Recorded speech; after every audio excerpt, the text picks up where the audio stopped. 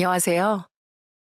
너무 멋진 시숙님을 둔 서울에 사는 강주은이라고 합니다. 제게 있어서 저희 남편은 정말 멋지고 착한 사람이에요. 역시 형제는 닮는다고 저희 시숙님 또한 정말 선하고 좋은 분이죠. 게다가 시숙님은 객관적으로 봤을 때 능력은 저희 남편보다 훨씬 뛰어난 존경스러운 분이기도 합니다. 가족들 모두 시숙님에겐 시숙님과 딱 어울리는 좋은 여자가 나타날 거라고 믿어 의심치 않았는데요. 인생은 모두의 예상대로 그리 쉽게 흘러가지 않더라고요. 지금 생각해도 가슴이 철렁해지는 기가 막힌 사건에 대해 여러분께 한번 말씀드려 보겠습니다. 저는 남편과 3살 차이예요.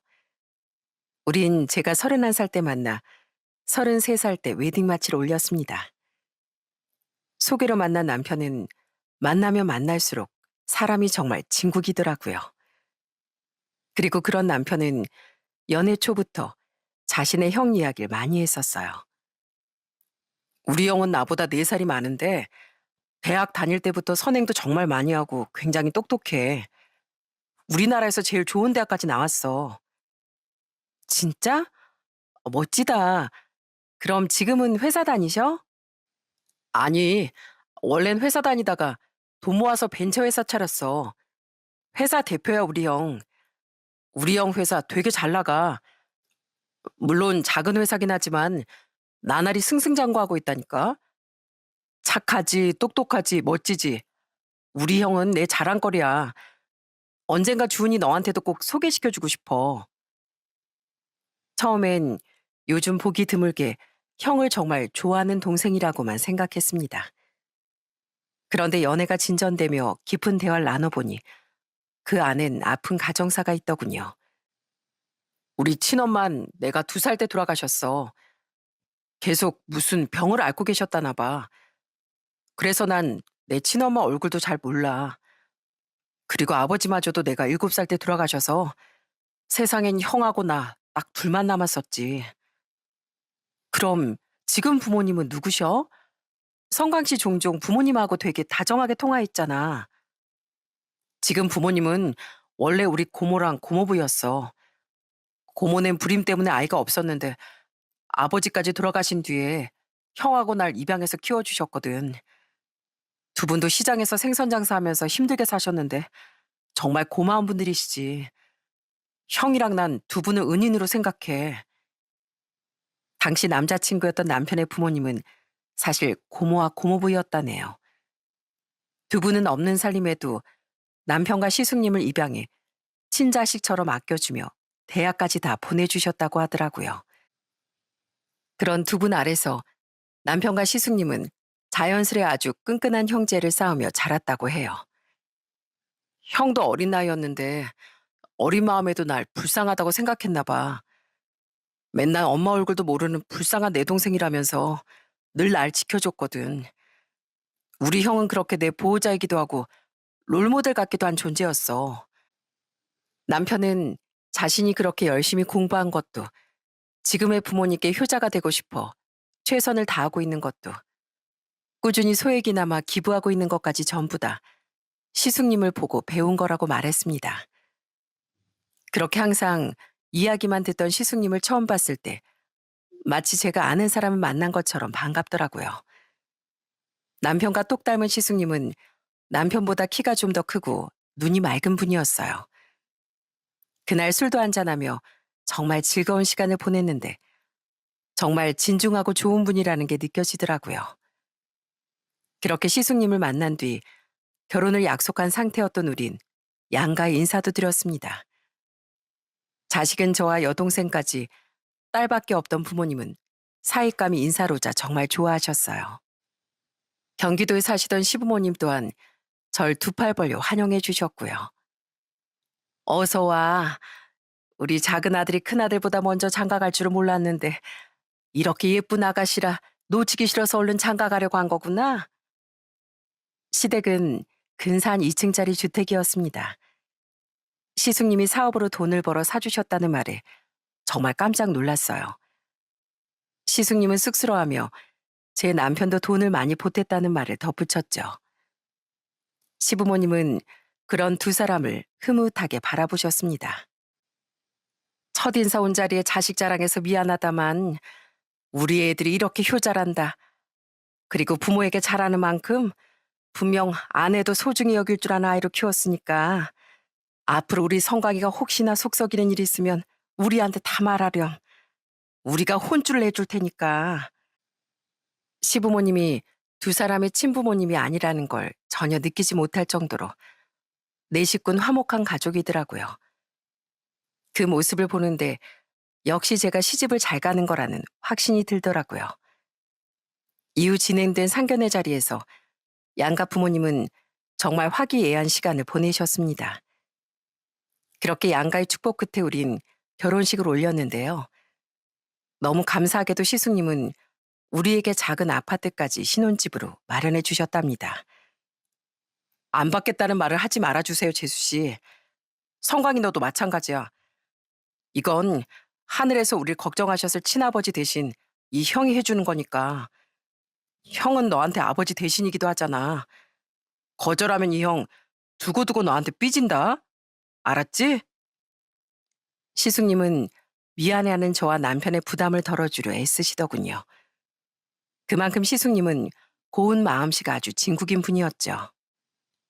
저와 남편이 결혼한 후에도 시숙님은 저와 남편에게 계속 잘해주셨어요.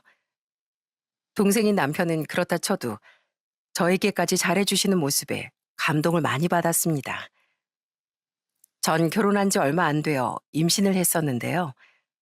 들뜬 마음으로 아이를 기다리는 것도 잠시 전 3개월 만에 유산을 하고 말았어요. 재수 씨, 혼자 마음 추스르고 싶어 하실 것 같아서 문 앞에 미역국이랑 영양제 좀 두고 갑니다. 유산하는 건 출산하는 거랑 똑같다는데 몸 잘 챙기셔야 돼요. 안 그럼 하늘에 먼저 간 아기도 슬퍼할 거예요. 제가 뭘 잘 몰라서 이런 투박한 말씀밖에 못 드리네요. 죄송해요. 너무 슬픈 마음에 당시 전 휴가를 쓰고 집에서 2주 정도 쉬었습니다. 그때 시숙님은 초인종도 누르지 않고 며칠치의 미역국과 여러 개의 영양제를 집 앞에 두고 가셨더라고요. 문자만 남기고서요. 평소 바쁘다며 자신의 밥은 대충 때우던 분인 걸 알았기에 코끝이 찡해졌었죠.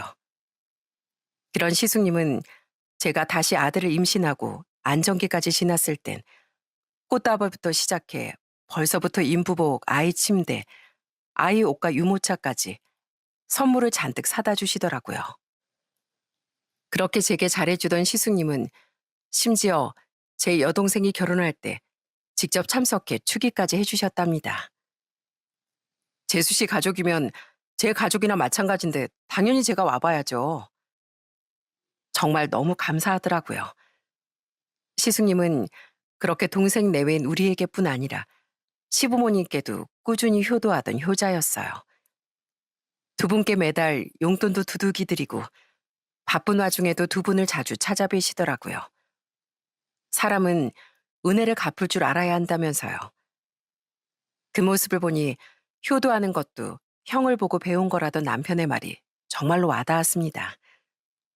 물론 저와 남편도 저희 부모님께 그랬던 것처럼 시부모님께도 잘하려고 노력하며 살았고요. 그리고 시숙님이 우리에게 잘해주셨던 만큼 우린 시숙님께도 받은 은혜를 돌려드리려고 애를 썼습니다. 가진 것도 많이 없는 제가 시숙님에게 잘해드릴 수 있는 거라곤 어떻게든 살뜰히 챙겨드리는 것뿐이더라고요. 그래서 전 혼자 살던 시숙님의 집에 수시로 가서 냉장고에 반찬을 채워드리고 남편과 함께 갔을 땐 청소도 좀 해드렸어요. 처음엔 오지 말라던 시숙님도 우리가 계속 반찬을 만들어가자 결국 비밀번호까지 알려주시더라고요.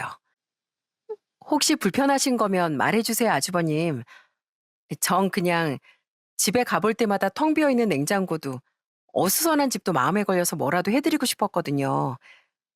아주버님은 저희한테 집까지 해주셨는데 저희는 해드릴 게 없는 것 같아서요. 불편하긴요. 맨날 일에 찌들어서 집도 엉망이고 밥도 대충 때우고 다녔는데 재수 씨 덕분에 얼마나 좋은지 몰라요. 특히 재수 씨가 해주신 반찬에 밥 먹다 보면 이게 얼마나 그리워하던 집밥이냐 싶어서 즉석밥을 막 2개씩 돌려 먹는다니까요. 전 그냥 죄송해서 그동안 안 그러셔도 된다고 했던 거죠. 누가 자기 재수 씨한테 그렇게 신세를 져요. 그렇게라도 신세를 갚을 길이 있어 기쁘던 와중 어느 날엔 시숙님의 집에서 웬 편지를 발견했습니다. 그 편지 봉투 안엔 짧은 편지와 함께 돈이 들어있더라고요. 재수 씨, 오늘 또 오신다길래 이렇게 짧은 편지 남겨요. 반찬 하나하나 만드는 일, 청소하는 일에 얼마나 큰 수고가 들어가는지 잘 알아서 항상 감사하고 있습니다. 제 동생이 참 천사 같은 아내를 만나서 행복하겠구나 싶어 안도가 되기도 하고요. 이건 제 감사의 마음인데요. 그냥 드리면 안 받으실 걸 알아서 이렇게 편지와 함께 두고 갑니다. 재수 씨가 절 챙겨주시는 진심만큼 보답하고자 하는 제 마음도 진심이니까 두고 가지 말고 꼭 받아주세요. 그래야 앞으로 제가 또 재수 씨 반찬을 얻어먹죠. 어쩜 이렇게 항상 배려와 선함이 넘치는 분인가 싶어 마음이 따뜻해지더라고요. 저와 남편 그리고 시부모님은 그렇게 뭐 하나 빠지는 거 없이 멋졌던 시숙님이 언젠가 시숙님만큼 좋은 여자를 만나리라고 생각했습니다. 그런데 시숙님은 아무리 세월이 흘러도 결혼을 안 하시더라고요. 워낙 시숙님의 관심사는 회사와 가족뿐이었거든요. 한 번은 남편과 시댁에 갔는데 시어머니께서 깊은 한숨을 쉬며 이런 말씀을 하셨습니다. 에휴, 걔 나이가 벌써 45이다, 45. 어련히 알아서 가겠거니 하고 기다렸는데 어제 자기 동생이 결혼한 지 5년이 지났는데도 동강이 걘 여자 만날 생각을 안 한다니. 예미야, 어디 동강이 소개시켜줄 좋은 여자 없니? 제발 걔가 결혼해서 너희처럼 예쁘게 사는 모습 좀 보고 싶구나. 그럼 소원이 없겠어. 그런 시어머니의 말씀에 저도 남편도 주위에서 좋은 사람을 찾아봤는데요. 저희도 그렇게 적은 나이는 아니었던지라 괜찮은 지인들은 대부분 시집 장가를 갔습니다. 그래서 우린 고민 끝에 시숙님을 설득해 결혼정보회사에 가입시켰어요. 형, 이러다 어머니 아버지 숨 넘어가시겠어. 형도 형 아이 낳고 싶다며. 그럼 더 늦기 전에 장가 가야지. 내 친구는 거기서 자기 아내 만나 결혼했는데 지금 엄청 잘 살아. 우리 형 좀 장가 보내고 싶다고 하니까 걔가 거길 강추하더라고. 시부모님마저 시숙님에게 전화해 네 동생 말 좀 들어라. 가입해서 누구든 만나나 봐라 하고 아주 성하셨습니다. 그렇게 시숙님은 등 떠밀리다시피 결혼정보 회사에 가입하게 됐던 거예요. 이후 첫 데이트가 잡혔다기에 남편과 전 시숙님을 직접 백화점에 데리고 가서 아주 머리부터 발끝까지 새 옷과 새 구두를 맞춰드렸답니다. 아주버님, 이걸 좀 대보세요. 역시 아주버님 얼굴이 하얗신 편이니까 이런 색 옷이 잘 받을 것 같아요. 넥타이는 이거랑 저거 중에 마음에 드는 거 골라보실래요? 우린 시숙님을 모시고 잘하는 미용실도 가고 잘 꾸밀 줄 모르는 시숙님에게 향수도 선물해 드렸습니다. 그렇게 만반의 준비를 하고 나간 첫 만남 자리에서 안타깝게도 시숙님은 인연을 만나지 못하셨어요. 그 다음 두 번째 만남에도 시숙님의 마음에 차는 여성분이 나오지 못한 것 같았죠. 그런데 세 번째 여성분을 만나고 오더니 이번엔 좋은 사람을 만난 것 같다며 시숙님의 표정이 밝지 않겠어요? 평범한 직장 다니는 분인데 저하고 대화가 잘 통하더라고요. 그리고 웃는 얼굴이 정말 예뻐요. 제가 웃는 모습이 예쁜 여자를 좋아하거든요. 드디어 시숙님이 짝을 만났나 싶어 가족 모두 기대를 감추지 못했습니다. 이후 몇 번 더 만남을 가진 뒤 시숙님이 그 여자와 연애를 시작했다고 말했을 땐 정말 반갑더라고요. 그렇게 연애한 지 몇 달이 지나자 남편이 시숙님에게 조바심을 내더라고요. 형, 형 여자친구 얼굴 우리한테 언제 보여줄 거야? 꽤 잘 만나고 있는 것 같은데 궁금하다 정말.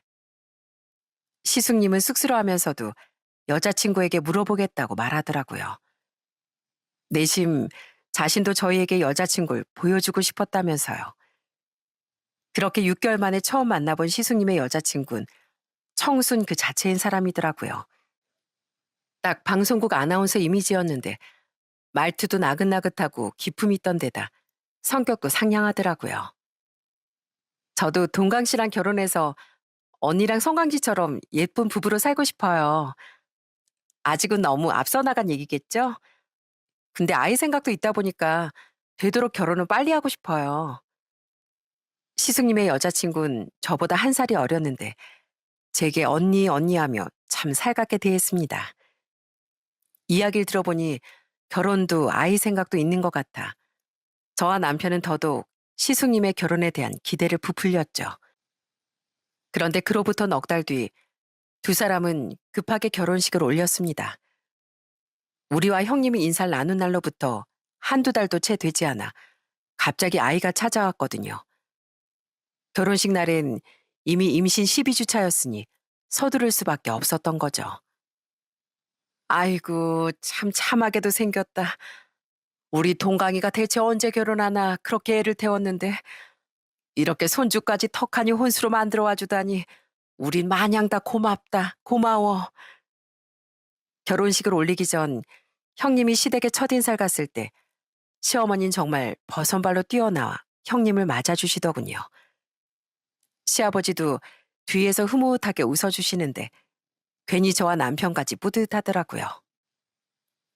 형님은 20대 때 아버지를 여의고 어머니 한 분과 둘이 살고 있었는데요. 시부모님은 그게 남일 같지 않으셨는지 그런 형님에게 더 잘해주고 싶어 하셨죠. 동서, 혹시 내가 나이가 어린데 형님이라고 부르기 불편하지 않아요? 에이, 괜찮아요. 나이가 뭐 중요한가요? 이해해줘서 고마워요. 그리고 앞으로 많이 가르쳐줘요. 우리 잘 지내봐요. 결혼 후 나이가 저보다 어렸던 형님은 제게 먼저 맞존대를 권하더라고요. 제 친구도 그렇고 주위에 물어보니 이런 경우엔 다들 그렇게 한다기에 우리 맞존대를 하기로 했습니다. 남들이 다 그렇게 한다고 해도 제게 먼저 의견을 묻고 존중해주니 고맙더라고요. 형님이 집안에 들어온 후 집안 분위기는 한층 더 화기애애해졌습니다. 형님, 그냥 앉아서 좀 쉬세요. 배가 그렇게 불렀는데 왜 자꾸 서서 뭘 하려고 하세요? 아니에요, 동서. 어떻게 동서랑 어머니만 일하시게 둬요. 남자들도 다 알아서 굳은 일 찾아서 하고 있는데 나도 당연히 같이 고생해야죠. 형님은 임신한 몸으로 전혀 빼지 않고 명절이든 언제든 저와 똑같이 집안일을 도우려고 했습니다. 저도 임신이 얼마나 힘든지 잘 알고 있었으니 그 마음만으로도 고맙다며 형님을 말리곤 했고요. 그럼 시부모님은 며느리들끼리 사이가 너무 좋다며 정말 흐뭇해 하셨습니다. 또 형님이 아들을 출산한 뒤엔 시댁에 다 같이 모일 때면 집안에 아주 웃음꽃이 떠나지 않았습니다. 아유, 우리 손주 벌써부터 눈이 땡글한 것이 나중에 커서 엄청 잘생겨지겠다. 우린 요새 하루하루가 행복해. 이게 다 큰애미 니 덕이다. 시숙님을 도와 시부모님께도 잘하고 제게도 살가운 연락을 자주 해주던 형님이 참 좋았습니다. 그래서 형님이 시부모님의 예쁨을 저보다 더 받는 것 같아도 하나도 서운하지 않더라고요. 오히려 얼마나 시숙님의 결혼을 바랬으면 저렇게 좋아하실까 싶어 저까지 괜히 기쁜 마음이 들더라고요. 무엇보다 전보다 살도 보기 좋게 좀 찌고 웃음도 2배로 많아졌던 시숙님을 보니 저도 남편도 더욱 행복해지는 기분이었어요. 하지만 그런 시숙님의 행복은 너무도 짧은 시간 안에 위기를 맞고 말았습니다. 아, 진짜. 이 시간에 대체 누구야? 그러게, 누가 자꾸 전화를 거는 거야. 어? 형님이네? 여보세요? 시숙님이 결혼한 지 1년 정도 흐른 어느 날, 저는 새벽 1시쯤 형님에게 전화를 받았습니다. 남편도 저도 자고 있었는데 자꾸 진동이 울려 신경질을 내며 깼었죠. 그런데 제게 전화를 건 형님은 제가 전화를 받자마자 울음을 터뜨리더라고요. 동서, 큰일 났어요. 우리 남편이. 뭐야? 형수님이야? 우리 형이 왜? 전화 이리 줘봐. 그런 형님의 목소리를 함께 들은 남편은 화들짝 놀라며 제 손에서 휴대폰을 가져갔습니다. 그렇게 함께 형님의 용건을 들은 우린 경악을 하고 말았어요. 여보세요? 형수님, 우리 형이 왜요? 네? 무슨 일인데요?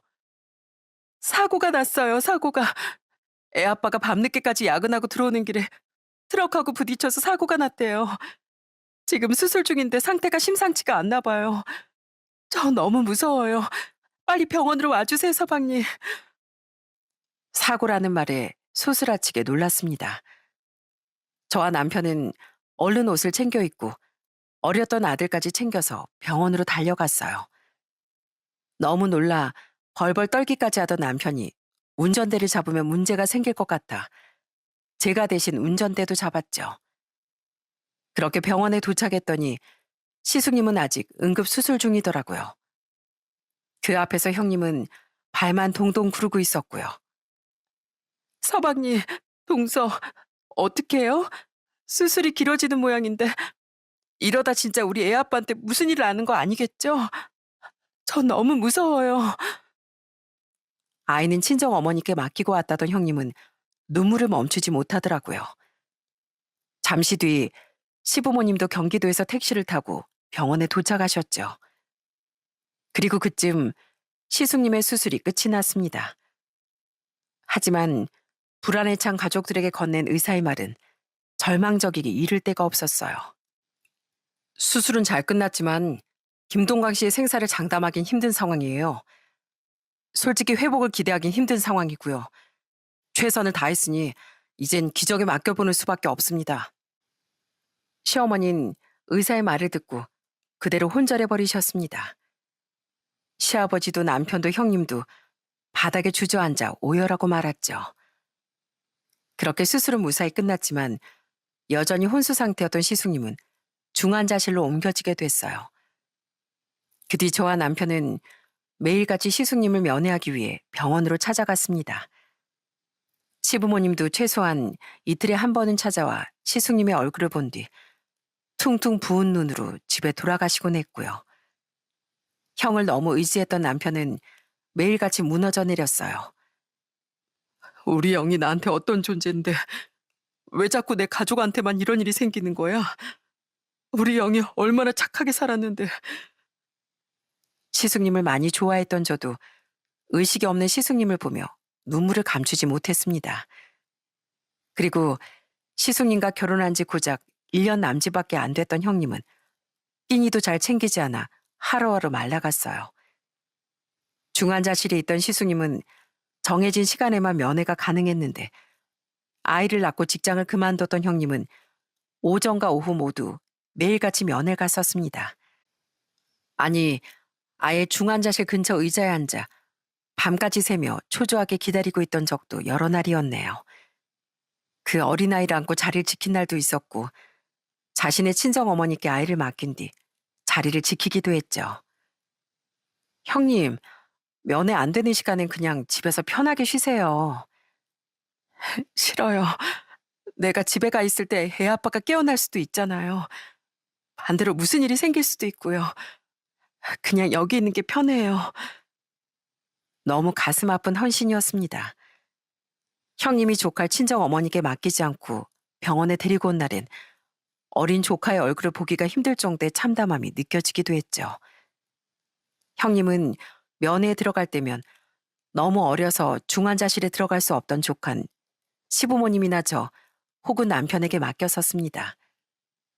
비록 면회 시간은 짧았지만 그래도 시간 안에 2명씩 교대로 들어가 시숙님을 보고 나오면 됐었으니까요.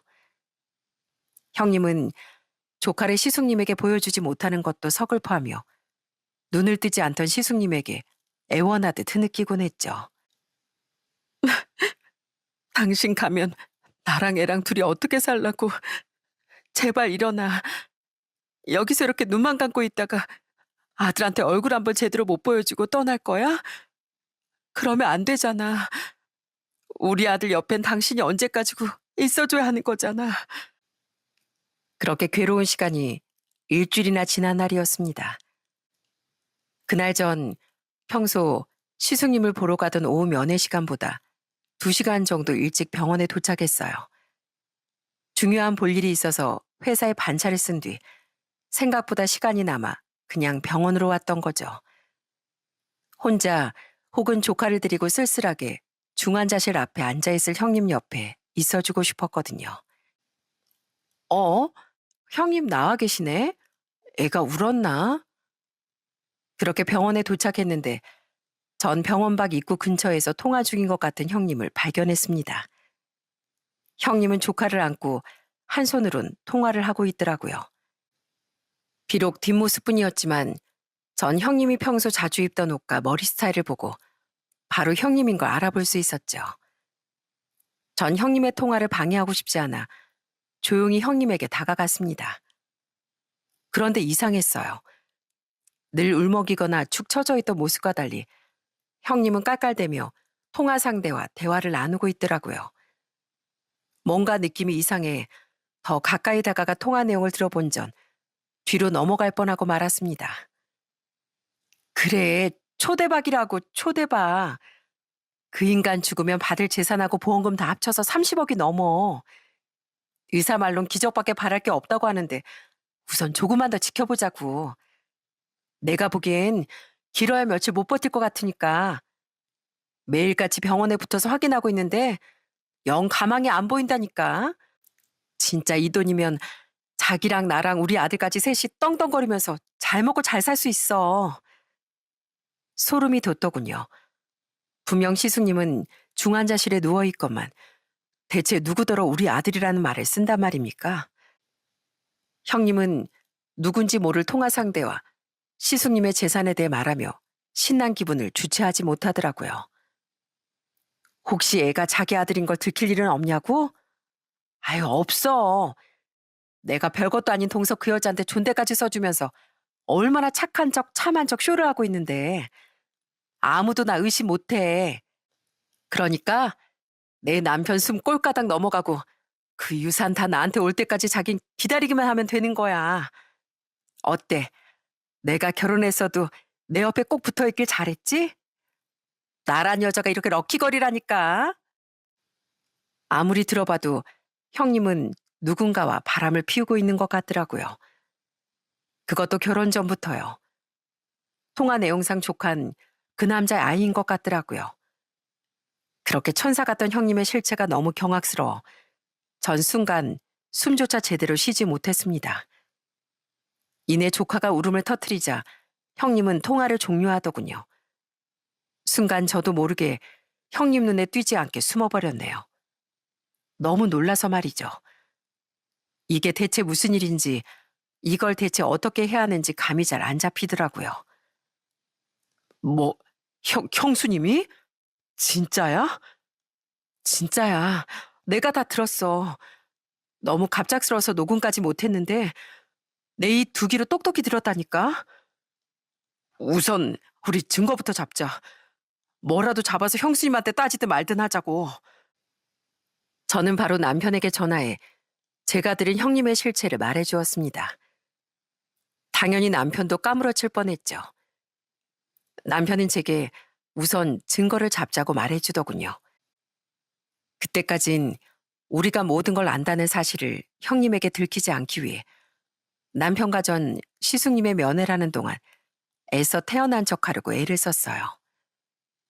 여보, 나 또 올게. 제발 나랑 우리 아들 생각해서라도 기운 내야 돼.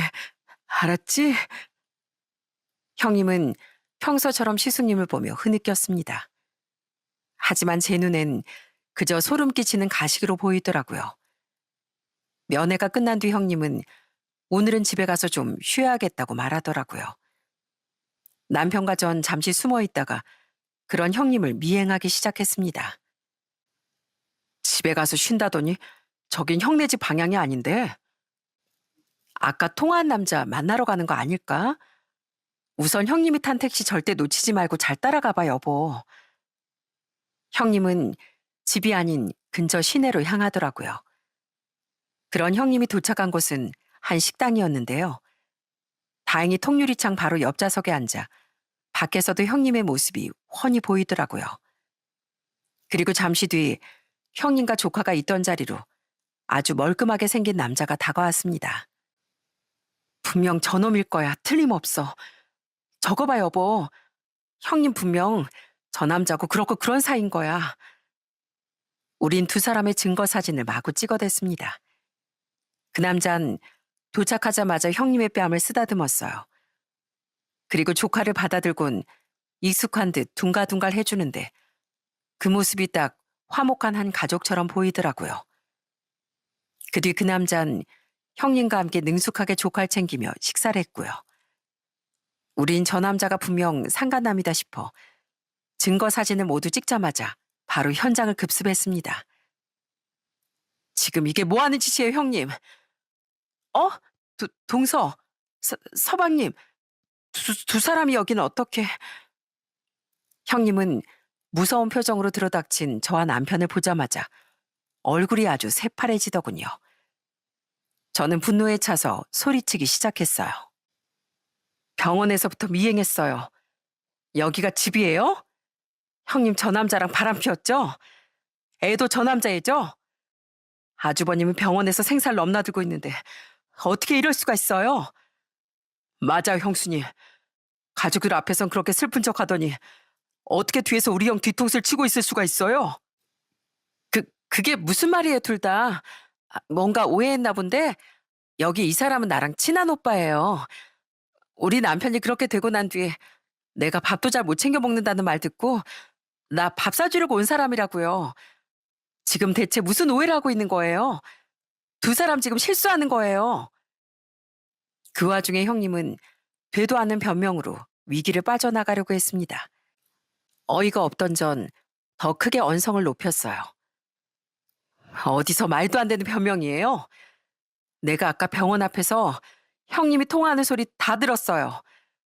아주버님 돌아가시면 30억 재산은 다 우리 거다. 그거 가지고 애랑 셋이 행복하게 살자. 애가 아주버님 친자가 아닌 건 아무도 의심 못한다. 이런 말들 내가 다 들었다고요. 저 남자가 애 안고 있는 모습 보니까 딱 아까 그 남자인 것 같은데 어디서 발뺌이에요? 무슨 통화? 증거 있어? 있냐고. 없잖아. 그리고 그 통화 내가 그냥 친구랑 드라마 얘기했던 거야. 뭐라고요? 드라마요? 그래. 재밌게 본 드라마 얘기를 좀 실감나게 했던 것뿐이라고. 하도 우울해서 기분 전환 좀 하려고. 동서 무슨 망상증 있어? 내가 그래도 나보다 나이 많다고 존대도 써주고 했는데 그런 날 대체 얼마나 우습게 봤으면 이런 억측을 하는 거야? 나한테 무슨 악감정이 있어서. 가뜩이나 지금 힘들어 죽겠는데 겨우 잠깐 기분 전환하러 온 나한테 꼭 이래야겠어? 서방님, 서방님도 지금 동서 저 이상한 말만 믿고 나 의심해서 이렇게 등장한 거예요? 정말 서운하네요. 하지만 형님은 끝까지 오히려 절 이상한 사람으로 만들었습니다. 통화 내용을 녹음하지 못한 게 정말 천추의 한이었죠. 형님은 궁지에 몰리자 제게 반말까지 써가며 악을 쓰더라고요. 그러더니 제 남편에게까지 서운하다 어쩐다 소리를 질렀고 놀란 족한 울음을 터뜨렸습니다. 울지 마, 서진아. 동서 진짜 우리한테 나중에 이 죗값 다 어떻게 갚으려고 그래? 어떻게 우리 애를 남의 애라고 의심하냐고. 두고 봐. 나 오늘 일 절대 안 잊을 거야. 형님은 그런 조카를 그 남자에게서 빼앗듯 데려와 달래더니 시뻘개진 눈으로 저와 남편을 원망스럽게 노려봤어요. 그리곤 거의 도망치듯 가게를 나가버렸죠. 그런 형님에게 정신이 팔린 사이 그 남자 또한 사라져버렸고요. 그놈은 재빠르게 우리가 못 본 새 뒷문으로 도망을 친 것 같더라고요. 정말 황당하기 이를 데가 없었습니다. 진짜 생각보다 더 뻔뻔한 사람 아니야? 방귀 낀 놈이 성낸다더니 기가 막혀서 정말. 저 여자 절대 우리 형 병원에도 다시 못 오게 해야 돼. 여보, 형님 우리한테 제대로 된 증거가 없으면 계속 저런 식으로 발뺌할 것 같아. 보통 배짱이 아니야. 그러니까 우리 더 확실한 증거를 잡자. 저는 뻔뻔한 형님을 잡으려면 더 확실한 증거가 필요하다고 생각했어요. 저는 남편에게 형님 몰래 조카의 친자 검사를 해보자고 말했습니다. 남편은 좋은 생각이라며 제 제안에 동의를 했죠. 그렇게 우린 조카에게 접근하기 위해 형님의 집을 찾아가 연기를 했습니다. 바로 조카의 머리카락을 얻으려고요. 저 형님, 아깐 죄송했어요. 제가 뭘 오해했었나 봐요. 실은 아까 통화하는 소리 잘 들리지도 않았는데 요즘 제가 아주버님 일로 너무 예민했다 보니까 형님 말대로 너무 이상한 망상을 했나 봐요. 형수님, 저도 죄송합니다. 아까 형수님이 크게 화내시는 모습 보고 뭔가 잘못됐구나 싶더라고요. 그래서 저 집사람한테도 엄청 화냈어요. 뭘 제대로 알고 사람을 의심해야지. 당신 때문에 형수님한테 죄송해서 어쩌냐고요. 하긴 형수님이 절대 그럴 분이 아닌데 정말 죄송해요. 사과해봤자 이미 늦었어요. 내가 그동안 애 아빠한테 어떻게 했는데 가뜩이나 참담한 사람한테 어떻게 그럴 수가 있냐고요. 사람을 뭘로 보고. 두 사람 다 정말 실망이에요. 하지만 의심을 놓지 않는 건지 형님은 우리의 사과를 바로 받아주진 않더라고요. 저와 남편은 이틀을 그렇게 형님에게 사과했습니다. 그제 형님은 정말로 우리가 자신의 말을 믿었다고 생각했는지 아량을 베푸는 척 용서해 주더라고요. 그동안 우리에게 기분이 상해 병원에도 오지 않던 형님은 다음날 조카를 데리고 다시 시숙님의 면회를 했습니다. 그리고 형님이 우리에게 조카를 맡기고 시숙님의 면회를 들어간 사이 우린 비로소 조카의 머리카락을 제대로 얻어낼 수 있었죠. 그렇게 어린아이 유전자 검사를 할 땐 머리카락에 뿌린 모근까지 붙어 있어야 한다기에 그 어린애의 머리카락을 몇 개나 뽑느라 많이 미안하더라고요. 형님은 우리가 유전자 검사를 계획했을 거라곤 상상도 못했을 겁니다. 그리고 역시나 시숙님과 조카의 친자 검사 결과는 불일치가 나왔어요. 야, 이 더러운 여자야. 감히 여기가 어디라고 와? 저와 남편은 그 검사 결과지를 들고 바로 병원으로 향했습니다. 그날 형님은 조카를 친정에 두고 혼자 중환자실 앞에 앉아 있더라고요. 저는 그런 그 여자의 얼굴에 검사 결과지를 던져버렸습니다. 뭐? 동서 또 왜 이래요? 어? 이건 그렇게 증거 타령하길래 내가 확실히 잡아왔다 증거. 애랑 우리 아주버님이랑 친자 관계가 불일치하단다. 이래도 발뺌 말래? 어? 너 이거 사기 결혼이야. 말도 안 돼. 뭔가 잘못된 거야. 그 여잔 그제야 벌벌 떨며 현실을 부정하려고 하더군요. 전 그런 그 여자의 뺨을 냅다 후려쳐 버렸습니다. 그러자 그 여잔 청순했던 얼굴은 온데간데 없이 험상궂게 인상을 쓰며 소리를 치더라고요. 야, 너 진짜 내 손에 제대로 당해볼래? 감히 어디다 손을 대? 너야말로 뻐꾸기처럼 남의 자식 품고 사기 결혼한 주제에 어디 감히 우리 아주버님 병원에 드나들어? 너 내가 결혼정보회사에도 단단히 따질 거야. 어디 남자 있는 여자 제대로 확인도 안 하고 우리 아주버님한테 들이밀었냐고. 너 거기서도 제대로 소송당할걸? 아니야. 그땐 진짜 애 친부랑 헤어졌을 때였어. 내가 지금 남편이랑 연애하고 있을 때 그 사람한테 다시 연락이 와서 만나기 시작했던 거야. 결혼정보회사에 말해봤자 아무 소용없다고. 오호, 이제야 바른 말을 하네. 그래도 소송당하기 무서웠나 봐. 그래서 얼굴 멀끔하게 생긴 전 남친한테 다시 연락 오니까 혹하디? 그럼 우리 아주버님이랑 헤어지고 만났어야지. 어디서 감히 앙다리 걸쳐? 그 여잔 뒤늦게 진실을 실토하기 시작하더군요. 자포자기했던 거죠. 그래, 이판사판이다. 그럼 김동관 그 인간이 돈 빼고 무슨 매력이 있어? 성격도 착해 빠져선 아무 재미도 없지. 일밖에 모르지. 그나마 돈이 있어서 만난 건데 하도 재미없다고 생각하던 차에 그냥 좀 즐기려고 했다. 왜?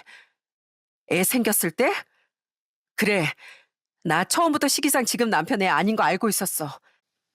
근데 무능력한 백수인 그 남자보다 지금 남편이랑 결혼하는 게 훨씬 이득일 것 같아서 거짓말했다. 됐냐?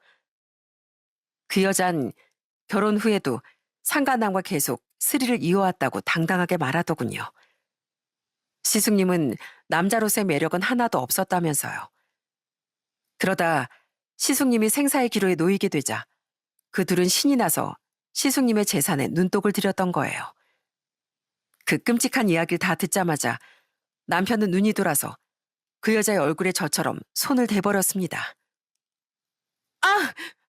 이것들이 진짜 돌아가면서 입 다물어. 다시 손 나가려는 거 겨우 참고 있으니까. 뭐 이런 뻔뻔한 여자가 다 있어? 사람이 지금 중내사내하고 있는데 개만도 못한 네가 우리 형 재산을 노리면서 시시덕댔냐고? 너 그러고도 무사할 것 같아? 내가 네 인생 어떻게 해서든 작살내줄 거야. 알아? 아, 재수없어. 그래, 알았다, 알았어. 간다, 가. 어차피 내 남편 사망하고 나면 법적으로 나한테 재산 다 오게 되어 있어. 나랑 우리 아들이 그 인간 법정 상속인이니까. 이거 니들 어차피 다 헛수고야. 어디 그때 가서 두고 봐, 이 망할 것들아. 너 거기 안 서? 너 같으면 서겠냐? 아휴, 진짜 어떻게 딱 그 통알 들어가지고 재수 온 붙었네. 퇴. 그 여잔 결국 바닥에 침까지 뱉곤 사라져버리더라고요. 정말 제가 그 여자의 통화를 듣지 못했었다면 어떻게 됐을지 상상만으로도 소름이 돋았죠. 이후 그 여잔 병원의 모습을 드러내지 않았습니다. 모든 이야기를 들은 시부모님은 그 자리에 주저앉아 한동안 다리에 힘이 풀려 일어서지도 못하셨어요. 너무 믿지 못할 이야기였으니까요. 내가 괜히 빨리 결혼하라고 부추겨서 이런 일이 생긴 거다. 다 내 탓이야. 아니에요, 어머님. 우리가 괜히 아주버님한테 결혼정보회사를 추천해서 그런 거예요. 다 저희 잘못이에요. 우린 그렇게 서로 자책하며 흐느꼈습니다. 그 이상 그 여자 응징하든 뭐라든 가장 우선인 건 시숙님이 깨어나는 일이었거든요. 우린 모두 시숙님이 깨어나기만을 간절히 바라며 기도했죠. 저희 여동생과 제부, 저희 친정 부모님까지도 몇 번이나 문병을 와서 시숙님이 깨어나길 빌었습니다. 그런 가족들의 바람이 통했던 걸까요? 시숙님이 혼수 상태가 된 지 정확히 34일 만에 정말 기적이 일어났습니다. 바로 시숙님이 깨어났던 거예요. 동강아, 형. 가족들 모두 소식을 듣고 달려가 오열을 했습니다. 병원에서도 기적이라며 놀라움을 감추지 못했죠. 정말 가슴이 너무도 벅차오르더라고요. 우리 서진이가 내가 아니었다고? 집사람한테 남자가 있었단 말이야? 시숙님은 한동안 회복에 집중해야 됐고 드디어 일반 병실로 옮겨질 수 있었어요.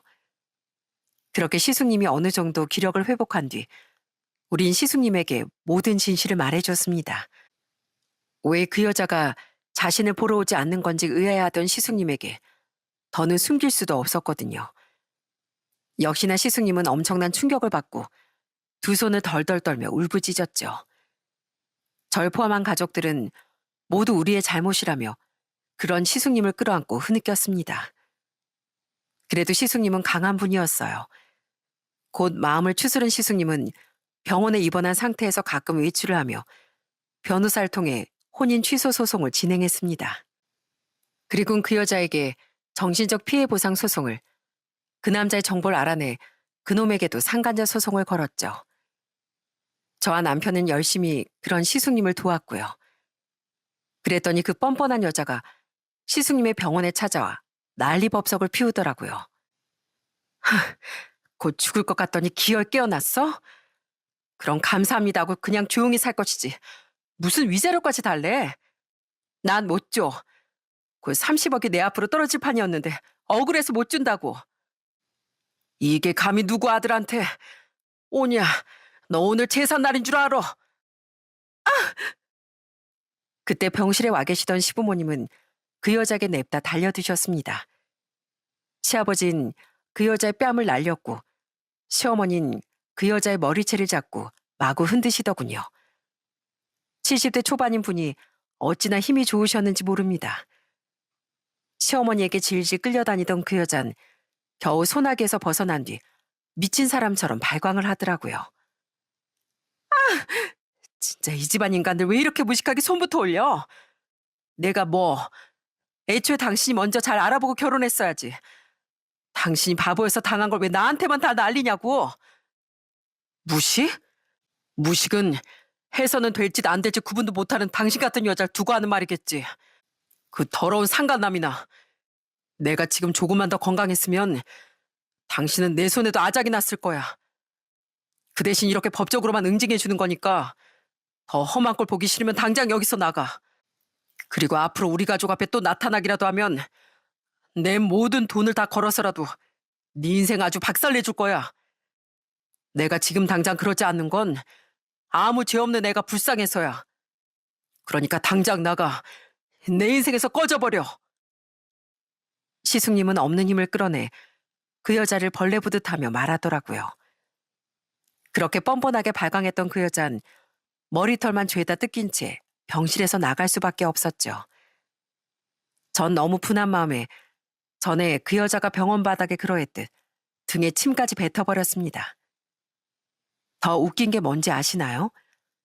얼마 뒤 시숙님에게 그 여자의 엄마가 전화를 걸었다더군요. 그런데 모전 여전이라고 그 엄마도 진작 기가 찬 인간이었다네요. 여자의 허물을 덮어줄 줄도 아는 게 남자지. 기왕 자네 처자식으로 품은 거 그냥 같이 살지 뭐 이렇게 소란을 피우나? 시숙님은 그런 장모의 말에 아무런 대답도 없이 전화를 그냥 끊어버렸다고 합니다. 그리고 그 이후 그 여잔 시숙님을 찾아 울고불고 아주 애원을 했다네요. 나 실은 돈도 별로 없어. 애 키우려면 돈이 있어야 하는데 제발 위자료 소송이라도 취소해줘. 하지만 시숙님은 귓등으로도 듣지 않고 쭉 소송을 진행했습니다. 결국 그 여자와 상간남은 시숙님에게 탈탈 털려야 됐고 결혼 취소 소송도 잘 마무리되며 그렇게 사건은 일단락되었죠. 결혼정보회사엔 따지기도 어려웠던 게 그 여자가 신산정보를 거짓말한 것도 아니었고 시숙님을 처음 만날 당시 양다리를 걸치고 있던 것도 아니었기에 책임을 물을 수가 없었습니다. 그래도 소식을 들은 매니저가 따로 시숙님에게 전화를 걸어 진심으로 안타까운 마음을 전했다고 하더라고요. 그렇게 1년이 지난 지금 시숙님은 정말 많이 호전됐어요. 아직 재활치료는 받고 있지만 이제 혼자 일상생활도 거뜬하시답니다. 시숙님이 병원에서 퇴원한 후 남편과 전 시숙님을 돌보려 저희 집으로 모셔왔어요. 어차피 그 여자와 살던 집은 팔았으니까요. 시부모님도 시숙님을 집으로 부르려고 하셨는데 그 몸으로 계속 회사 나가봐야겠다는 시숙님의 고집에 그만 지고 마셨습니다. 아무래도 경기도에 있는 시댁보단 서울에 있는 저희 집이 시숙님 회사에서 가까웠으니 결국 시숙님은 저희 집으로 오게 된 거죠. 쭉 여기서 지내셔도 된다고 말했건만 2달 전 시숙님은 새로 집을 얻어 저희 집에서 나가셨습니다. 큰아빠를 좋아하던 저희 아들이 얼마나 서운했는지 모릅니다. 그 뒤로 전 예전처럼 남편과 함께 자주 시숙님의 집에 찾아가 냉장고에 반찬도 채워주고 있는데요. 전처럼 집 정리도 해드리려고 했지만 이젠 그럴 필요가 없겠더라고요. 시숙님은 바쁜 시간을 쪼개 전과 다르게 지금은 깔끔하게 집 정리를 하고 계시거든요. 집이 깔끔해야 아직 심란한 제 마음이 더 잘 정돈되는 것 같더라고요. 집에 돌아오면 피곤하긴 해도 말끔하게 청소하고 나면 상쾌해져요. 집이 정리되니까 전보다 정신도 깔끔하고 맑아진 기분이고요. 진즉 이러고 살 걸 그랬어요. 그랬으면 사람을 그렇게 제대로 못 알아보는 잘못된 판단은 하지 않았을지도 모르잖아요.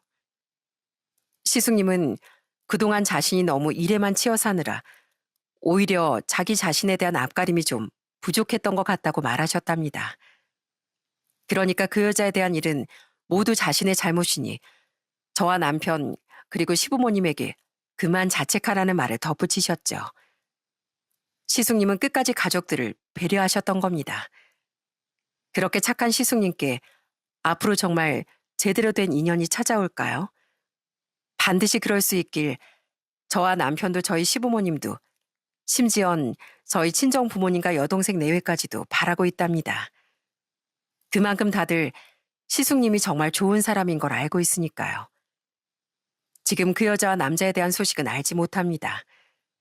저희가 아는 건 그 남자가 여자를 버리고 잠적해 버렸다는 것뿐이에요.